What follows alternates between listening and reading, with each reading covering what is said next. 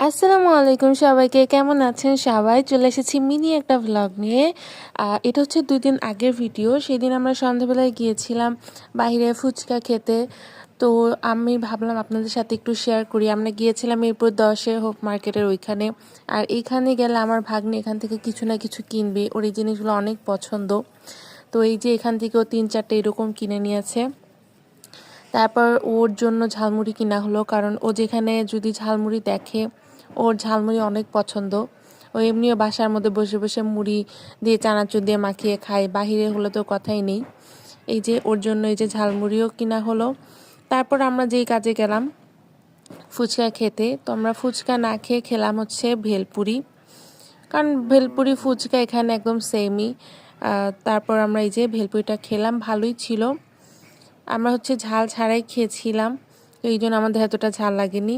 তারপরও আমরা এখান থেকে যে এদের যে আইসক্রিমটা আছে এটা খেলাম।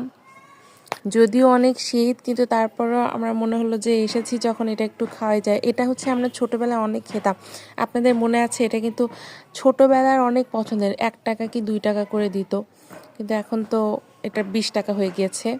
তারপর এখান থেকে আমরা সিঙ্গারা খেলাম, ওদের নিজস্ব যে টক বানায় ওটা দিয়ে, এটাও মজা ছিল। তারপর খেলাম দই ফুচকা, এটাও মোটামুটি ভালোই ছিল, যেহেতু বাহিরে ছিল আমার কাছে তো ভালোই লেগেছে বেশ। তারপর লাস্টে খেলাম হচ্ছে জুস।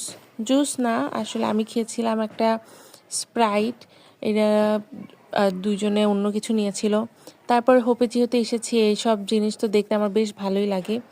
আংটি দেখছিলাম, ব্রেসলেট দেখছিলাম, যে এই ব্রেসলেটটা আমি নিয়েছিলাম, অনেক সুন্দর লেগেছিল আমার কাছে। তারপর আরও কিছু মালা, রিং এগুলো দেখছিলাম, তো ভাবলাম আপনার সাথে একটু শেয়ার করি। এটা হচ্ছে গত 2 দিন আগের ভিডিও, তো আর আপলোড করা হয়নি, তো আজকেই করছি।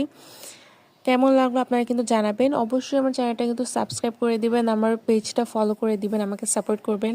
আর ভিডিওটা ভালো লাগলে অবশ্যই লাইক দিবেন। ভালো থাকবেন সবাই, আল্লাহ হাফেজ।